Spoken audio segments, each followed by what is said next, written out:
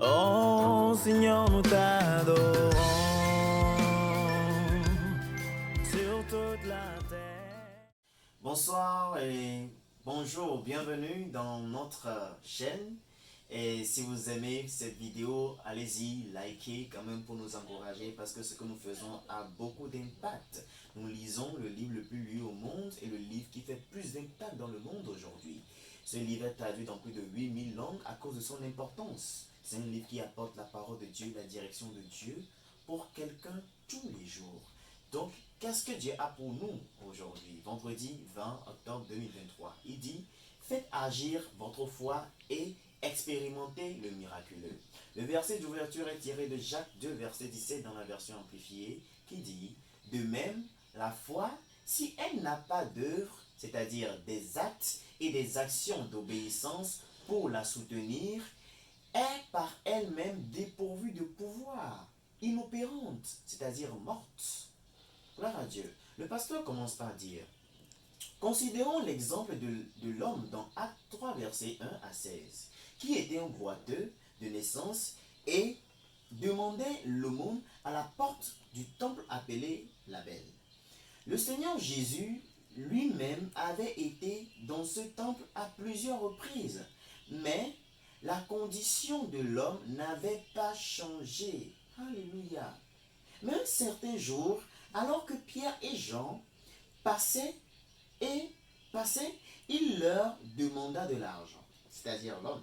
Ensuite, la Bible dit que Pierre le fixa attentivement et dit, regarde-nous, s'attendant à recevoir quelque chose. L'homme leur accorda son attention. Pierre déclara alors, je n'ai ni argent ni or, mais ce que j'ai, je te le donne. Au nom de Jésus-Christ de Nazareth, lève-toi et marche. Pierre prit alors l'homme par la main droite et le leva. Immédiatement, les pieds et les chevilles du boiteux reçurent de la force. Imaginez si l'homme avait résisté pendant que Pierre essayait de le tirer. Il n'avait probablement pas reçu son miracle. Il n'aurait plutôt probablement pas reçu son miracle. Le changement miraculeux dans la vie de cet homme s'est produit parce qu'il a répondu à l'appel à l'action.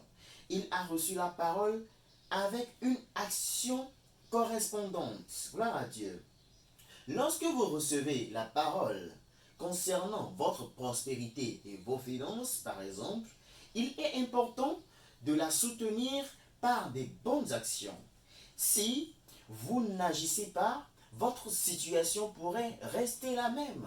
Par exemple, 2 Corinthiens 8, verset 7 dans la version NIV dit, mais de même que vous excellez en toutes choses, dans la foi, dans la parole, dans la connaissance, dans une complète assiduité et dans votre amour pour nous, veillez à ce que vous excelliez aussi dans cette grâce de donner. Que faites-vous lorsque vous méditez sur cette vérité? Gloire à Dieu. Tout d'abord, comprenez que la parole a le pouvoir de changer votre situation. La parole vous apporte une transformation par la puissance de l'Esprit de Dieu.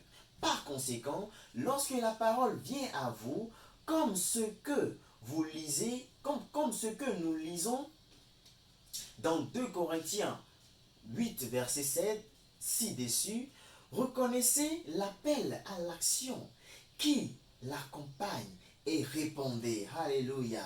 Chaque fois que vous recevez une incitation de la parole ou dans votre esprit suite à la parole, n'hésitez pas et n'attendez pas.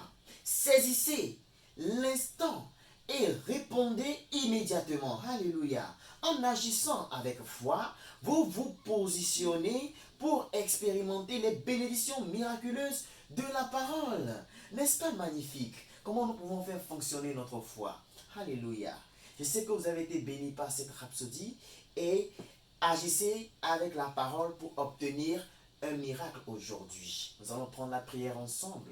Vous allez répéter après moi. Vous allez dire, cher Père, je te remercie pour la gloire de ta parole et la transformation que je vis même maintenant alors que ta parole prend racine dans mon esprit, produisant en moi des fruits de justice.